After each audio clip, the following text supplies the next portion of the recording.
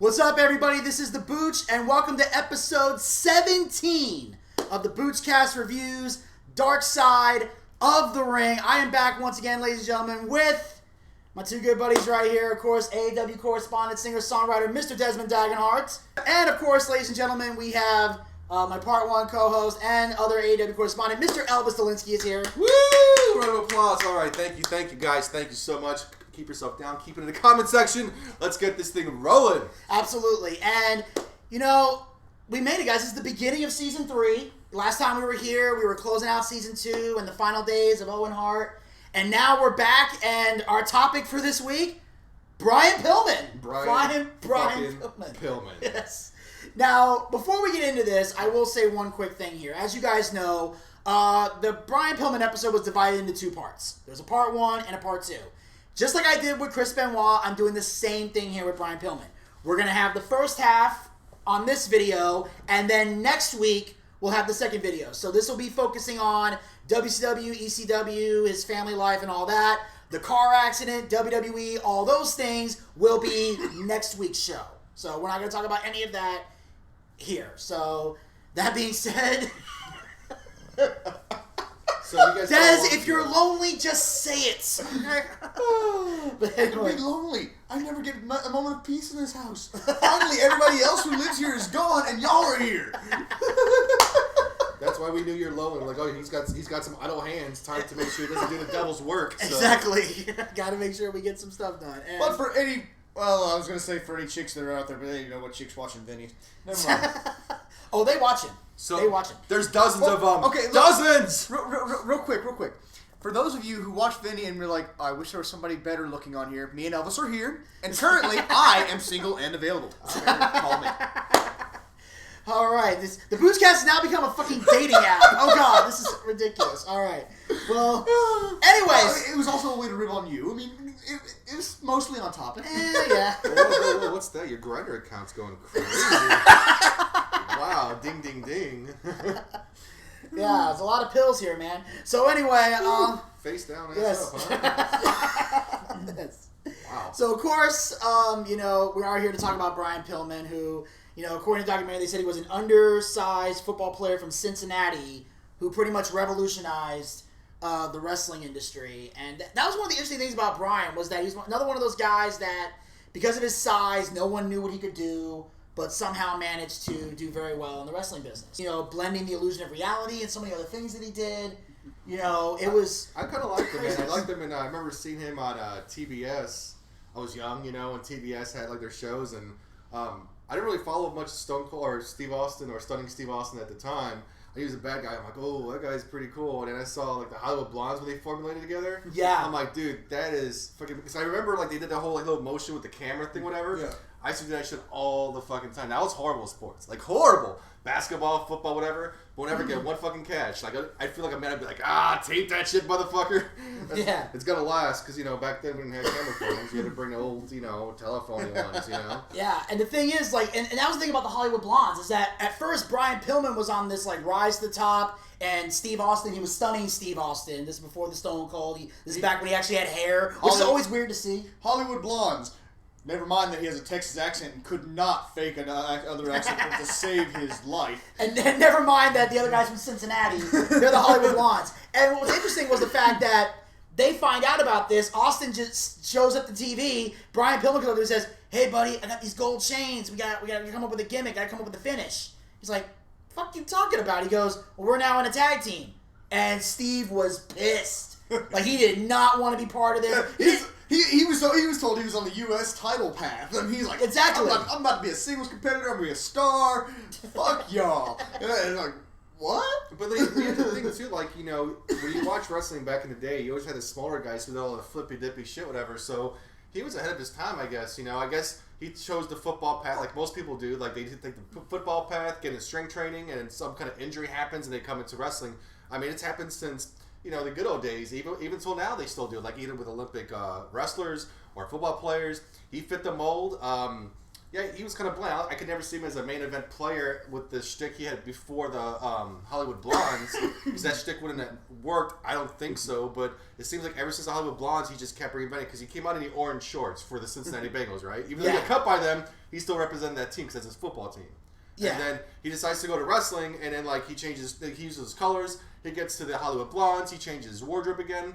He goes to other promotions, and he just kept evolving. And you got to do that. And what was interesting was the fact that they behaved like a tag team is supposed to behave. They dressed alike. They had a team name. They had a tag team finish. They worked like a team, which you rarely see in wrestling today. Like, they knew how a tag team is supposed to operate. Which is great because Austin at that point hated tag team wrestling because he'd never done it before. But he's like, if we're going to do this, we're going to learn it, we're going to do it right. And Pillman had the exact same mentality. Pillman was like, we're going to learn this, we're going to do this right, we're going to be stars. And they were literally sitting in the car, and Pillman would be coming up with all the ideas, and he's like reading a thesaurus, trying to update his gimmick, like his words and everything. Yeah, that's weird. Who the hell reads the thesaurus? I'm sorry, I don't look up words on the thesaurus or dictionary or anything, but... Eminem? Well, yeah. He read the dictionary, not the thesaurus. But it's the same concept. But yes. But the thing is, like, the fact that he actually took the time to try to sit there and elevate his promo time, because I guess he knew, like, all right, if you're going to make a moment last, you have to sit there and give a fantastic promo where if you don't know a word, you're going to go look it up now. So you're looking up words because of fucking Brian Pillman. Fucking Pillman. But that's awesome. Like, that's a dedication to your craft. I mean, his body was there, but, like, learning the wrestling aspect and actually utilize, because you've seen wrestlers back in the 80s, I'm going to kick your ass from here to Kansas City, and if you survive, I'm going to kill you again. It's like, come on, man. Like, that's bullshit. His promos are a little bit different, I think. He was a loose cannon, and he became that loose cannon gimmick over time because he never phoned it in. He wanted everything to look as real as possible and had the same intensity. The loose cannon gimmick didn't happen until after the Hollywood Blondes because they broke up the Hollywood Blondes, which nobody agreed with. But, they broke up the Hollywood Blondes, and he's like, well, fuck. Now they've got nothing for me. They're going to drop me. I can't let this happen. Yeah. How do I do? So what do I do? Well, fuck you. I'm gonna start revealing trade secrets. Well, here's the thing. Before we get to that, people have to understand it wasn't just the Hollywood Blondes breakup. There's a lot of stuff building up to that. Because the worst thing to happen to Brian Pillman was in 1990. That was the worst burial he ever got. Because back then, Ric Flair was the head booker of WCW. And everybody in that company knew Brian Pillman was going to be a star. And Rick wanted to work with Pillman. But from a storyline standpoint, like when you're telling a story about somebody, because you got a lot of wrestlers that are good, but until you can build it up and get them some wins or get them something to emotionally invest in, crowd's not going to care after a certain point. So you got to get them ready. And they knew if he could work a match with Ric Flair, and if Flair put him over, like he did with Sting, he would make him a star. So Cornette came up with the idea, because they were on the booking committee. He said, give us Pillman. At the time, he was a manager for the Midnight Express. And it was Bobby Eaton and Stan Lane. And he was stuck in a tag team with this guy, Brian Zink. The Zink Man, they called him. And they were in a tag team. So they said, give us Pillman. We'll get him over, and then after he beats us, we'll hand him off to you. You work the program, and then he'll be a star. And Flair said, I'm in. Let's do it. So the key thing is about getting a babyface over. And a lot of people don't know how to do that properly. This is how you do it. You have to find a weakness or an Achilles heel that the babyface has. The heel has to exploit that through criminal methods, being evil and vicious, and do him wrong. And then the babyface has to overcome the insurmountable odds and get his revenge. So that's how John Cena did all these... I get it now. As everybody knows, he had the raspy voice. Mm-hmm. Because he had those polyps in his throat. And he had So he had all these operations on his throat. So the way they worked it over was, in the tag match, they would have a moment afterwards where the Midnight Express would do their finish. It was called the Vegematic. It's where Stan would hold the guy out like this, and Bobby Eaton would come off the top rope and hit a leg drop. So when he goes for the leg drop, Cornette puts his racket on Pillman's throat. So when he hits the leg drop, it hits the racket hits his neck, and he sells it like they just re-broke his neck, cause all this riot. People come running out trying to help Brian. They're knocking him out of the ring. Stan Lane, Bobby Eaton, Cornette swinging the racket. They're playing King of the Hill, trying to knock all these people out of the ring. They were trying to get some fans to jump the guardrail, but none of them did. But he was trying to create like an element of danger, like, holy shit, Brian Pillman's fucked. And then they taped all these segments that never aired. They never aired. Because, and I'm going to tell you why in a minute, but they were going to do these promos with Brian trying to cut a promo and talking like this. Can't understand what he's saying. And Zink would have to talk for him until the throat healed up. And they were going to have these matches back and forth and tag team action. And then they were going to culminate into a final battle. Where if they win, it's like the whole thing. Like, you win, you get your hands on Cornette for 5 minutes. Like the old 5-minute deal. You get your hands on the manager. So the plan was, before the match, they were going to attack Zink, beat him down on 3-on-1, and put him out of the picture. So now Pillman's like, I can't get your tag team match, your partner's gone, guess we're not having the match. And Brian would insist, no, I want the Midnight Express in a handicap match. It was going to be them in a handicap match, hard-fought battle. Brian Pillman's going to win the handicap match, pull Cornette in, beat the shit out of him in front of thousands of people. And then they were going to hand him off to Rick, and he was going to get the world title and the Sting Clash of Champions thing. That was the plan. The reason the plan derailed was because the booking committee decided not to do the throat thing and air the footage.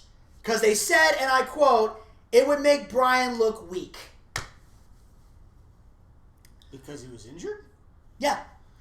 You mean like every other way of getting somebody over ever? Yeah.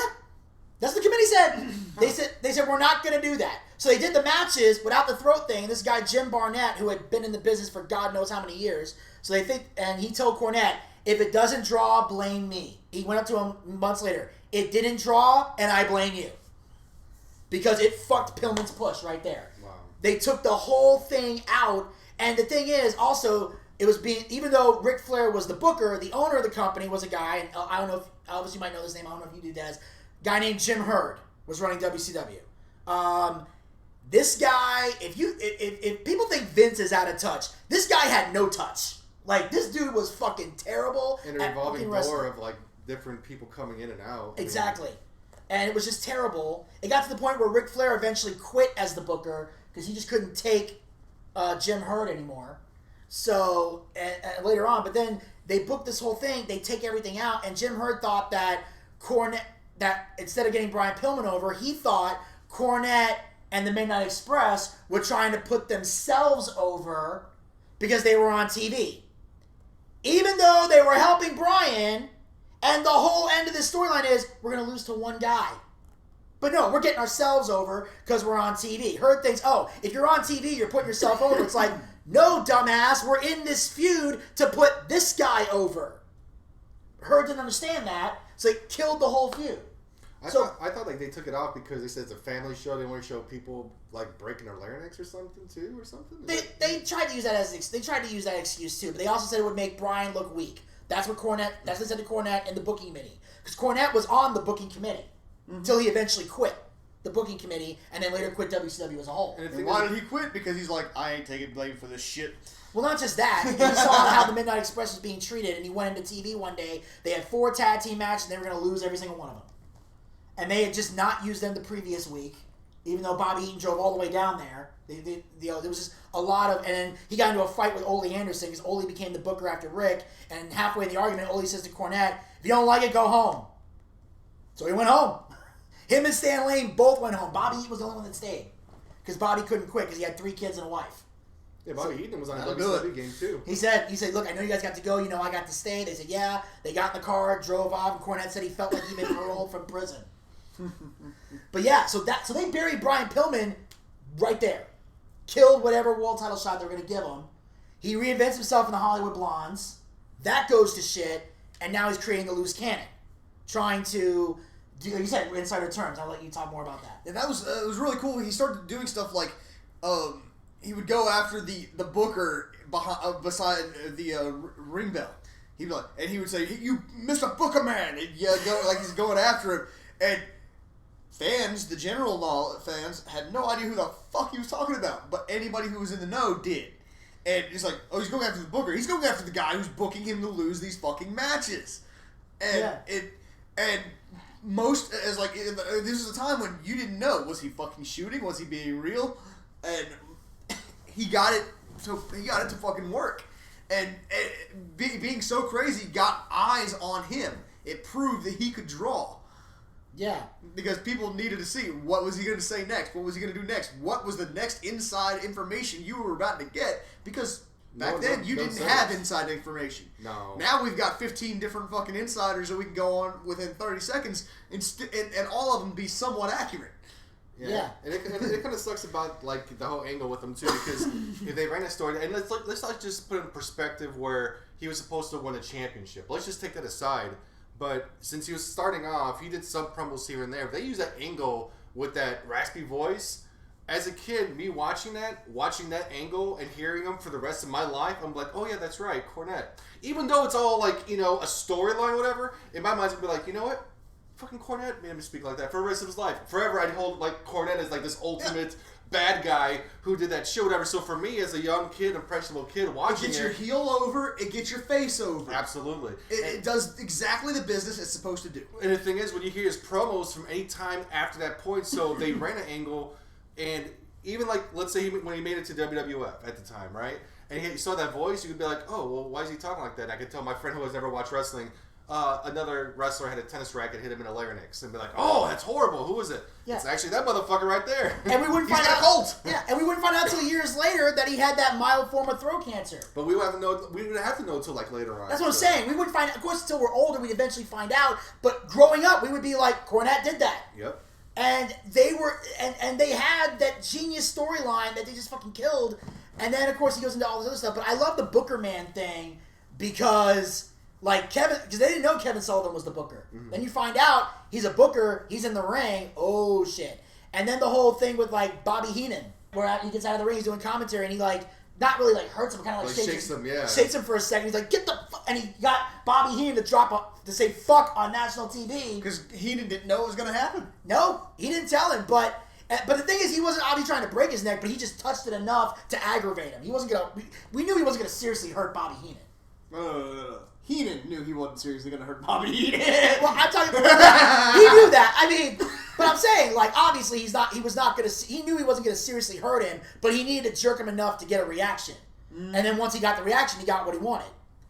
And it just got out of control. And then the gimmick, I was saying he was opening up more, being a bad guy, and trying to be like obnoxious and showing off. And but then, like at the end, like at the end of his run, whatever, he tried negotiating with Eric Bischoff about trying to get more money because he's got like kids from like different area codes. He's got Rochelle, then he's got some other girl. He just have you ever heard the Jim Cornette interview he had about Brian Pillman? Obviously, after the thing came out, he told a story about Brian was talking about it in the locker or something like that. He goes, he met up with a gym rat or like a rat, whatever. I guess that's what they call them in the wrestling world. They call them the rats. They call them the rats. So he took one of them home, and that chick had a kid, whatever. It was like in the crib, whatever. So this guy, like Brian's just sitting there like from behind, just like going to fucking slam town this chick, right?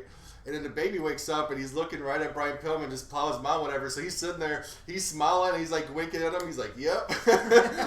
But everybody knows Brian Pillman's like the big family, but he's just funny because like he wants to sort of be cute for the kid, but at the same time he's like, "I'm kind of plowing your fucking mom right now," so it's fucking weird. Well, yeah. Well, he was obviously he was married to like Rochelle. Yeah. For a brief period of time, and then they had kids and everything, and then of course there was they had Brittany. And then he had the one girl with the short hair from like a previous... Danny or something? Yeah, Danny from like a previous affair. And she eventually wanted to meet her dad or something, or her mom felt it was time for that. And she said that Brian, and you got, and regardless of the fact, okay, yeah, he cheated on his wife, big deal. At least when Danny showed up, Brian welcomed her in. Oh, yeah. Which you don't see often. Yeah, Brian was 100% he's a shitty husband. I'll just say it. He was a fucking shitty husband. Yeah. From all the information we have... Terrible husband. Great fucking father. He took care of his kids. Yes, yeah. he did. And to me, honestly, the kids are more important. I know a lot of girls are going to be like, oh my God, he's against the taking care of the women. No, it's not that. It's just you're a grown-ass woman. Those kids need their dad. Well, I mean, yeah. It's like this, right? It's like, Brian, he's a good-looking dude. He's fit, whatever. He goes traveling around. And you got women just literally throwing their shit at you. So it's kind of hard to fight. You might fight off one or two. but eventually, like, your will is gonna fucking give away pretty much. You know, so it's like the same thing with like you have let's say you're married to an airline stewardess and she's gorgeous hot, right? So she goes from town to town to town. That girl is gonna be groped or looked at or try to give numbers to. Every flight back and forth, that's going to be back of your head or whatever. She knew what she was getting herself into. She knows what the boys are like. It's not like she didn't know the boys and see how they're like. I mean... Well, not all wrestling wives are like that, though. Very rarely did... Some wives know about it because they either talk about it or whatever. Some of them keep that shit way on the down low, don't even bring them to the matches. Yeah. Like, that was frowned upon. Because if you were a babyface and they saw you... If the girl... Because the girls... All the girls want to fuck the babyface. Fact. And if the girls saw that you were married, it made them not want to come to the matches. And definitely hate your wife. Because it's like, oh, now like, they can't bang her. And if you were a heel, you definitely didn't bring your wife. Because they found out you were married to the heel, they would take their frustrations out on her. Mm-hmm. They can't jump the heel, but we'll beat his wife up in the parking lot or throw shit at her or whatever. Like, it was never smart to bring them to the matches. And if you did, you locked them like in a... Like, now you can do it today because nobody gives a shit. But back then, unless there was like a skybox they could sit in, they weren't coming to the shows. They did not sit front row. You don't bring sand to the beach. Let's just say that. Exactly. If it's your hometown, yeah, it's like, hey, you know what? You got front row tickets. Maybe you can put the camera. Hey, this is so-and-so's wife, whatever. It is a little baby. All right, cool. Yeah. And then, like, when they're in the next town or the next city, whatever, flying is, Brian is flying in some other jungle gym, pretty much. Oh, yeah. And the loose lifestyle got crazy for him. And then eventually, after Rochelle... He met a showgirl named Melanie. Oh, boy. And they started having an affair. And Rochelle eventually finds out about it because Melanie called the house looking for Brian. Dumbass! Like, first of all, I'm not saying it's okay to cheat, but I'm going to say this right now. Be smart about this shit. Like, don't give the girl you're cheating the phone number to your house. Especially if your wife lives there. And especially if she's a stripper. I mean, I My God, jeez. Like, what the fuck is wrong with you? Though. Pillman took a hoe and made her a housewife. He did? Was she, though? Was she, though? She wasn't a good housewife. She's She's fucking horrible. And, like, I see her now in the video. I'm like, you kind of fucking deserve... That's karma. I mean, no, here's the thing. She wasn't a bad housewife. She took care of the kids, and she did some terrible things to his ex partners. Yeah, and she admits to that, and she realizes how fucked up it was now. But no, that though, like with Rochelle, like taking the kids away from the mother, that's fucked up. Yeah, I'm not disagreeing with that, but as far as being a housewife, she took care of the kids. But then shortly after the divorce, Brian proposes to Melanie. They eloped in Vegas. They were wearing like this St. Patrick's Day white tux with like a big old ugly green bow tie. Other than the green corsage, it was a nice picture. Suit. It was a nice suit. It was a very nice suit. I don't understand the aversion to that. That's the thing too. So when they brought up in the video, I was like, why is it a center point? It was an ugly green. I thought the bow tie was really cool. I would wear that shit. If it was the 80s and I had a fucking mullet, hell yeah. I'd be rocking that mullet, making sure it's green sticking out. That odd color maybe, but at the same time, he's a fucking loose fucking cannon. Who wears a shamrock green thing to a wedding? Also, the bow tie wasn't green. They said green bow tie. It wasn't a bow tie. The bow tie was fucking black. The little corsage he had in his pocket was green. That was it. That was the only green on the entire thing. I don't think they revised what they were watching. I'm like, that's not, like, you guys are showing it, you guys are telling me the narrative, but it's not so. It's like listening to politicians speak. It's like you're watching the video and they're trying to tell you what you're seeing and you're like, that doesn't match. That's not what I'm seeing. Did they say what strip club it was? I forgot. They didn't mention what we're in Atlanta. I'm just saying, like... We're not going to the strip club that could pick up women. That's Zach's deal. Oh. So from 1990 to 1993 was very frustrating for Brian because he was dealing with the bullshit in WCW, but also his home life because, as we mentioned before, Melanie was a pain in the ass because it got to a point where he was in before. She was trying to prevent Brian from talking to Rochelle and everything else, and Brian's just trying to keep everything civilized because he's got kids with this person, he's got kids over here, but for some reason Melanie just did not want anybody else talking to Brian that wasn't a kid. Well, in all fairness, look, she met him by cheating with him on his previous wife. I can understand why she doesn't want him talking to other women. Yeah. I mean, yeah.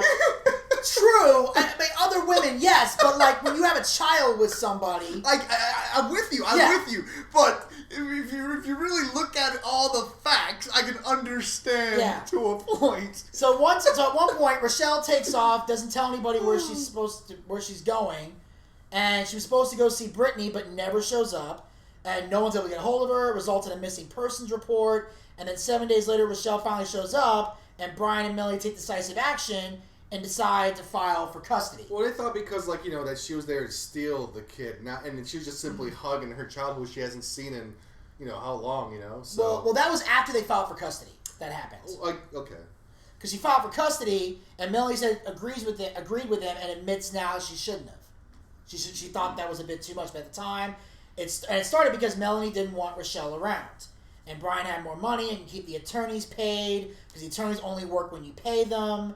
And Rochelle just didn't have any more money, so Melanie started delivering stuff to the lawyer. She's bombarding Rochelle with stupid things like returning past child support that she blew in Florida, and a bunch of little things that was making her feel like a better person, but in reality, she wasn't a better person because nobody should try to take the kids away from a mother. Well, and I should just, I like to take that little phrase and rephrase that. No one's trying to take your kid away from a parent, period.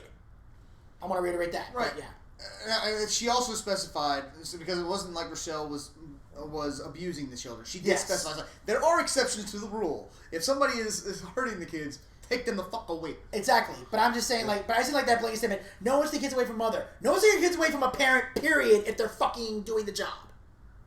Sorry, I want to get that off my chest. There you go. But anyway, I feel better now. So Rochelle lost custody and was devastated. One day, Brittany was riding her bike. This is the thing you were talking about before. Where she was trying to she wanted to come over, he gave her a hug. They thought she was trying to kidnap the kid. You know, Melanie filed charges and everything, which, you know, I could see at first glance, when you see it, that might be your thought.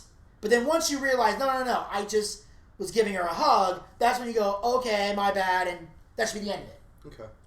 Because that's what I'm saying. I can understand, like, if you're just looking out the window and you see somebody there, your first thought's going to be, oh, God, she's trying to take the kid. But then you rush out and you go, I was just giving a hug. You're like, oh, okay. And then that's when you should, like, back up.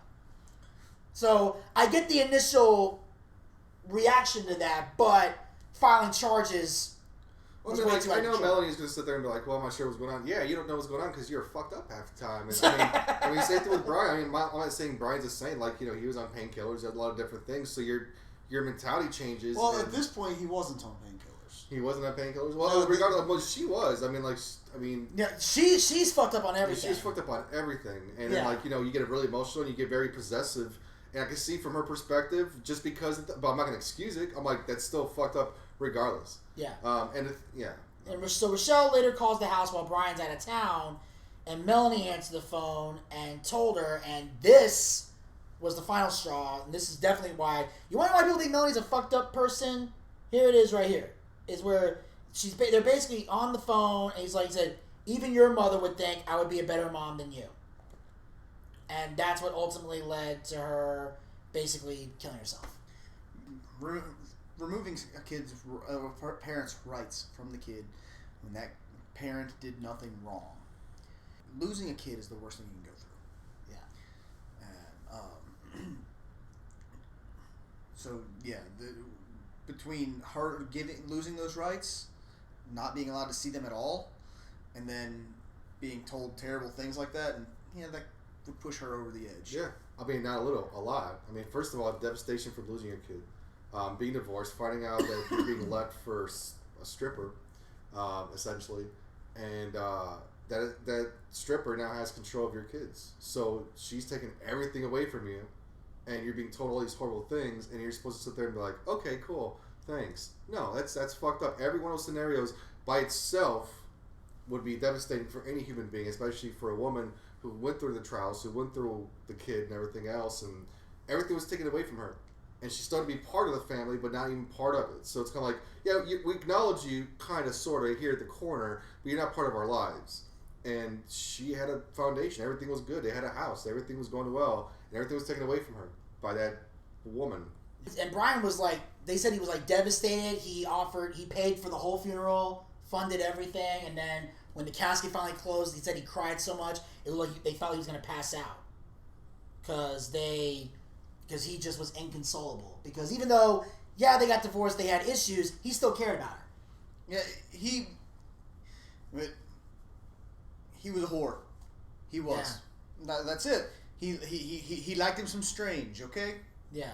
But that doesn't necessarily mean he didn't love the person he was with. Exactly. And Brittany said she does have resentment towards Brian because she felt if he would have allowed her mom to spend time with her, she might still be alive today. She admits her mom had her issues, but she blames Melanie for what happened and says she's an evil person, that she's always been that way. She's the devil, and now she's living a life that she should have already been dead years ago because of all the drugs that she's done. But she'll probably live to be 100 years old and absolutely miserable for all the pain and suffering that she has caused Brittany and Brian Jr. and her Aunt Linda. I concur. And then after all that, Melanie wishes she could make it up to Brittany, but she has no idea how she could. I'm pretty much certain she can't. Yeah, I don't see that ever being reconciled. Things have gone too far. That bridge has been burned so bad. There's no stepping on it. Isn't coming close to it. You just see ashes. That's all it is. Yeah. There's no way. And then the guilt of Rochelle's death weighs heavily on Brian. He dives even deeper into his career with his contract renewal with WCW looming. He's determined to renegotiate for even more money, and he says, I have 5 kids. I don't know how many more years I can do this because my body's falling apart. I have to make big money now because I got 5 kids. So he's the original Heath Slater. And except he didn't do that on television. He just did that yeah. But I know. I just had to say it. So, and that's when he started doing the whole playing the contract thing because he was trying to negotiate for more money, but Bischoff said, I can't, the value you're putting in, I can't give you that money. I can't justify it. There's no way. He can't justify it. So we got him back down to $225, but he wanted $400,000 a year. So he got him down to $225,000 a year. And then that's when he came up with the whole, loose cannon gimmick, the TV appearances, I respect you, Booker Man. Basically diving over to the point where even Meltzer thought Brian lost his mind. And Dave Meltzer's the guy who has his finger on everything inside. Well, the thing is, even Meltzer's was the one person that they said they were actually telling stuff to because somebody had to know what was real and what wasn't. Well, they didn't at first, but eventually they had to tell him. Once things got too out of control, they eventually brought Meltzer in. But in the beginning, they were working everybody.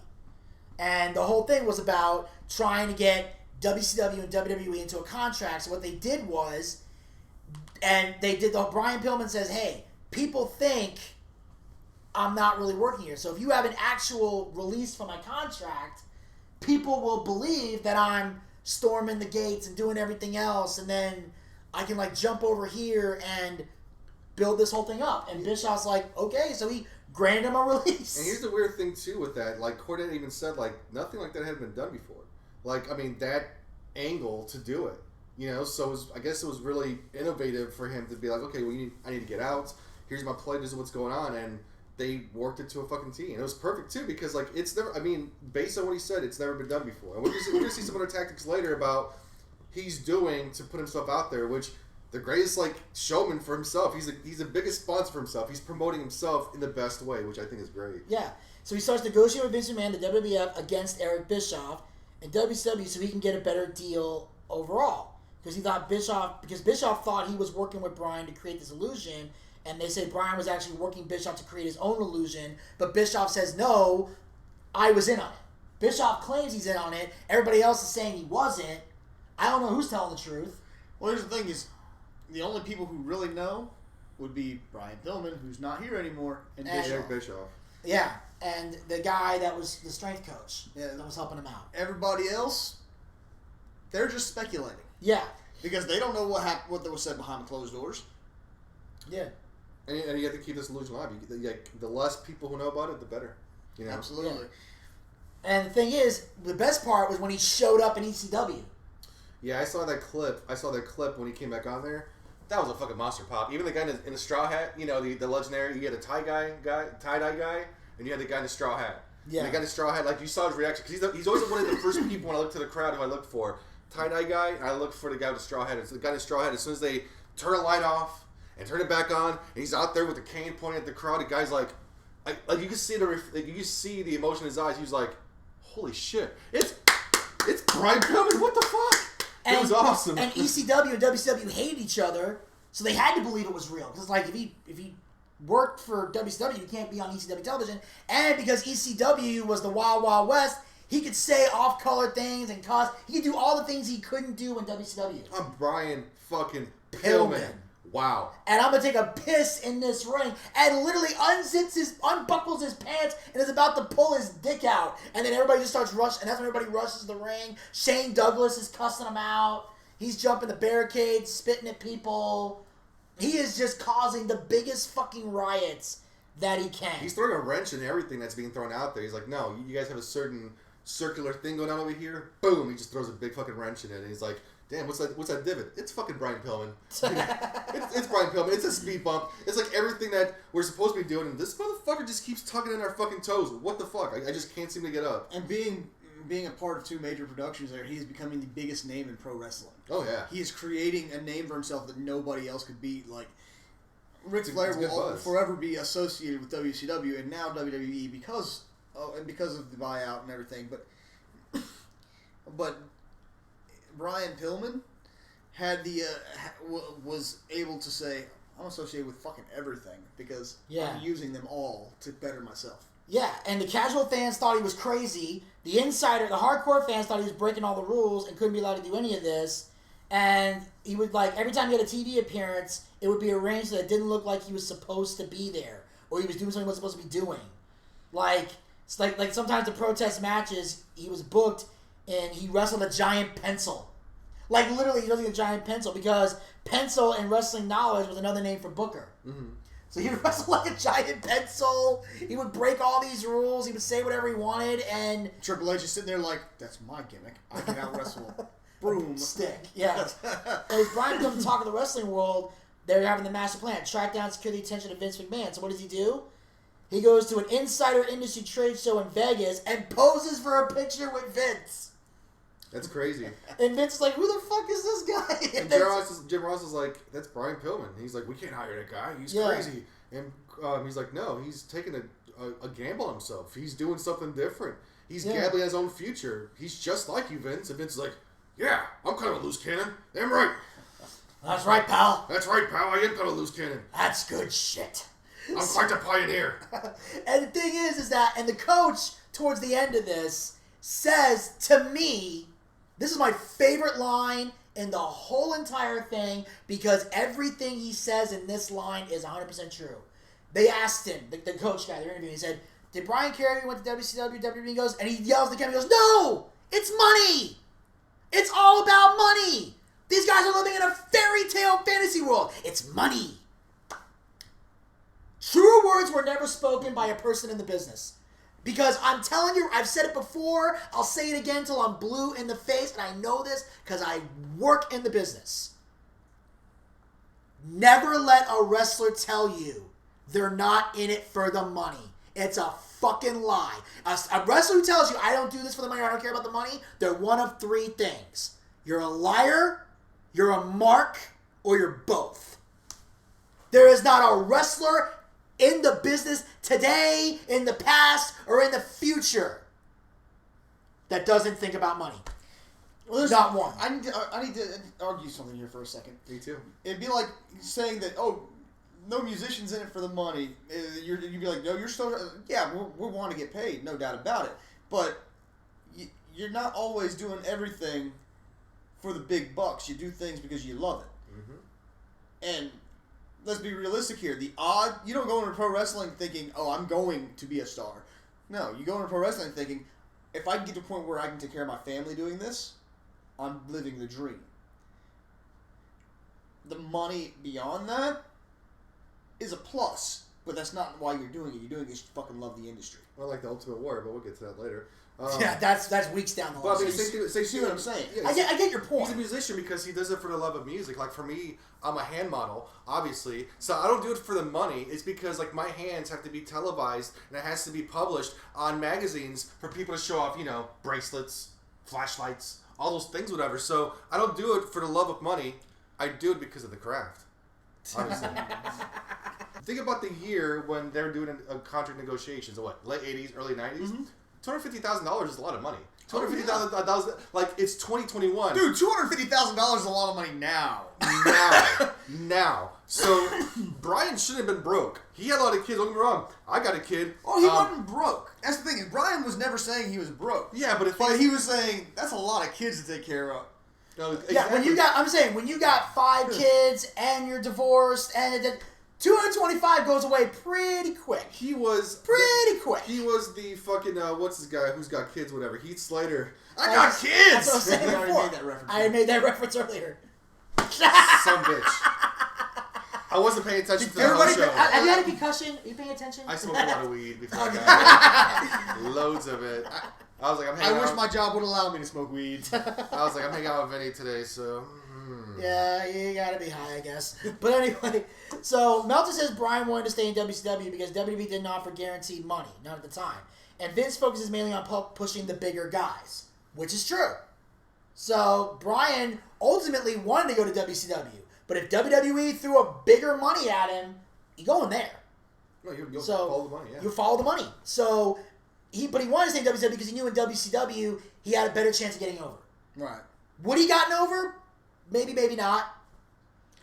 But he had a better shot in WCW than he would have in WWE. But WCW also had that revolving management. So until Bischoff finally. Yeah, I was gonna say they changed that once Bischoff became more than just the backstage segment guy. So yeah. Yeah, because they had to go through all the bookers and everything. They went through Ric Flair, Ole Anderson, Bill Watts, God help us all, and then got to.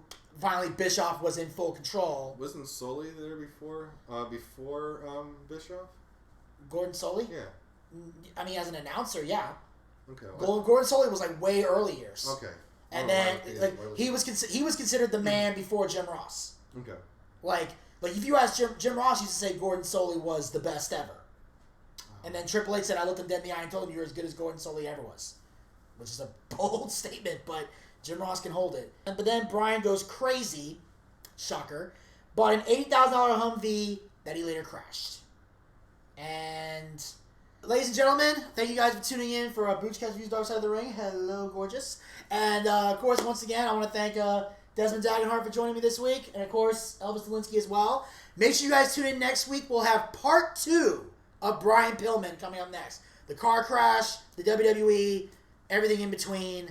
It's going to be a crazy one for next week. So make sure you guys are following the Boochcast. We're on Anchor, Spotify, Breaker, Google Podcasts. Pick your favorite hosting site or follow us on all 4 to be a super fan. Like us on Facebook. Follow us on Twitter, Instagram, Twitch. Go to anchor.fm/Boochcast/support. All the links are in the description box. You guys know the spiel by now. I ain't got to share it. And we'll talk to you guys next week. Until then, Time pizza, to die. baby! Oh, wrong one, sorry.